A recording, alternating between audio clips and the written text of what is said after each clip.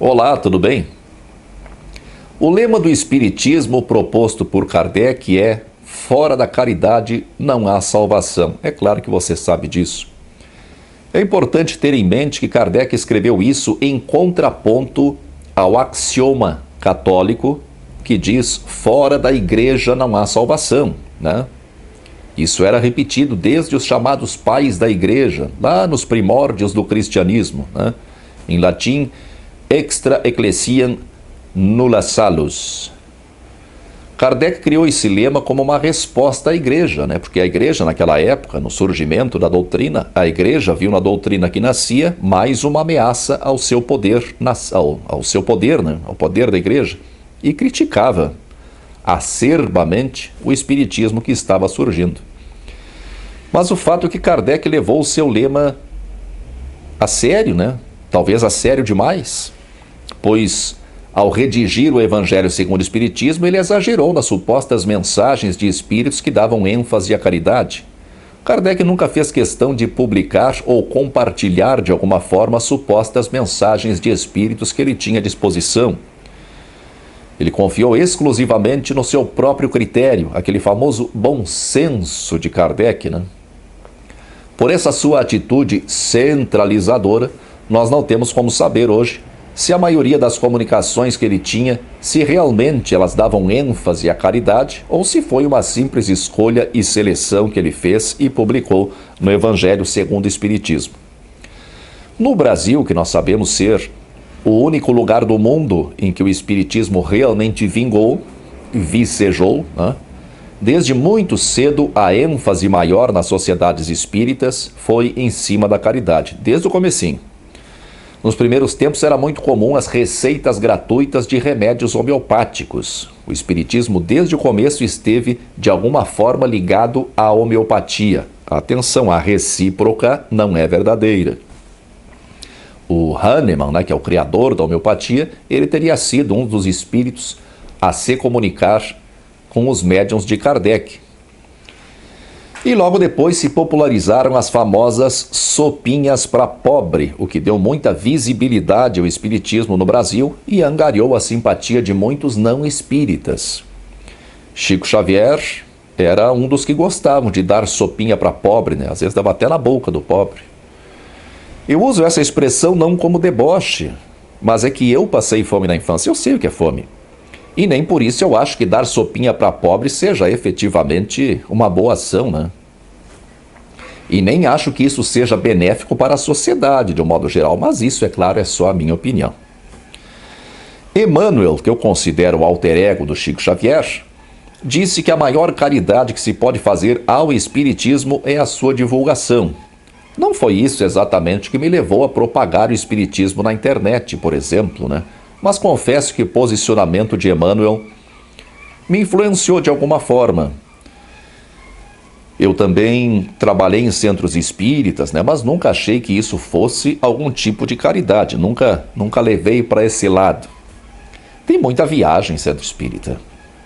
Quem dá uma palestra, um passe, ou quem trabalha num grupo de atendimento espiritual, não está fazendo caridade. Faça-me o favor. Pode até estar ajudando alguém, né? E muitas vezes realmente está. Mas quem trabalha em centro espírita trabalha porque quer, porque gosta, porque de alguma forma é beneficiado por isso. Eu me sentia muito bem trabalhando em centro espírita. Não teve um dia na minha vida que eu fui trabalhar de má vontade. Se eu eventualmente beneficiava alguém, era como consequência do bem que eu fazia a mim mesmo, só isso.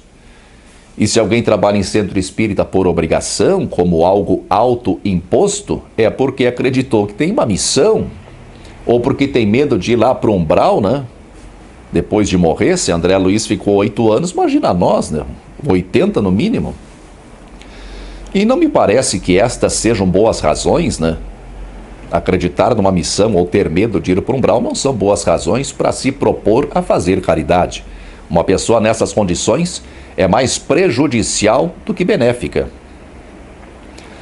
O Valdo Vieira, né, depois que saiu do espiritismo e fundou a Conscienciologia, ele levou junto com ele todo aquele amontoado de crenças espíritas e fez algumas reforminhas. Jogou fora Deus e Jesus, deu novos nomes às mesmas coisas, aos mesmos conceitos, deu ênfase à projeção consciente, com a proposta de que, em vez de os espíritos virem até nós, nós deveríamos ir até eles, e modificou até o tipo de caridade, né? Como essa é uma palavra de conotação fortemente cristã, caridade, ele evitou a sua utilização. Então ele criou a TENEPS, a Tarefa Energética Pessoal.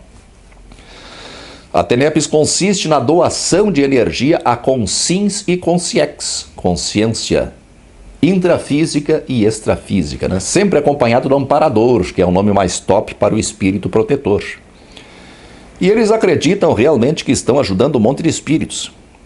E ainda tem a REURBEX, que é a assistência policármica avançada promovida pelos serenões através da reurbanização dos distritos extrafísicos. O que tu achou?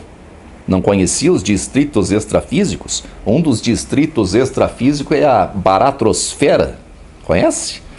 Baratrosfera é o nome dado às dimensões extrafísicas patológicas da paratroposfera terrestre, onde se encontram consciências perturbadas e energias conscienciais negativas. Umbral, né?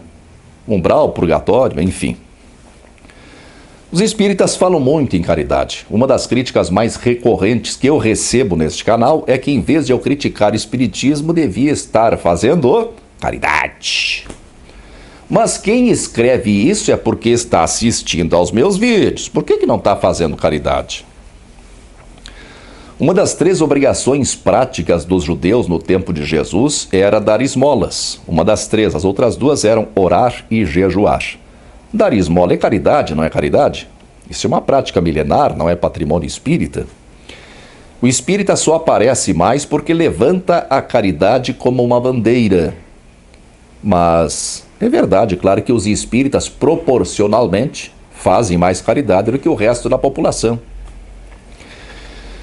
Eu acho natural esse anseio de querer ajudar o próximo. Isso pode partir da nossa consciência de que somos felizes, de que vivemos bem, ao passo que outras pessoas vivem mal. Mas não acho que isso seja imprescindível, de jeito nenhum. Cada um de nós é situado dentro de um recorte da sociedade. O menor recorte da sociedade é a própria família. Se cada um cuidasse de si e de sua família, olha, já seria assim uma grande coisa. E fora isso, nós podemos ser corretos com as nossas obrigações e quando sentirmos vontade efetivamente de ajudar alguém, ajudamos. Mas caridade por imposição, caridade como uma condição para evoluir, a mim não me parece nem um pouco natural. Quando eu era espírita, eu tinha o entendimento de que a caridade, aliás, eu evitava usar esse termo. Eu costumava dizer ação em benefício do próximo, né? Mas eu tinha o entendimento de que a caridade é um treinamento para nós mesmos. Se nós queremos ser bons, temos que treinar para isso. E uma das maneiras de treinar é justamente ajudando o próximo. Mas mensagens consoladoras para pessoas aflitas e sopinha para pobre nunca fez a minha cabeça. Na verdade, eu não acredito em caridade desinteressada, mas isso já é assunto para outro vídeo. Muita força e paz para você.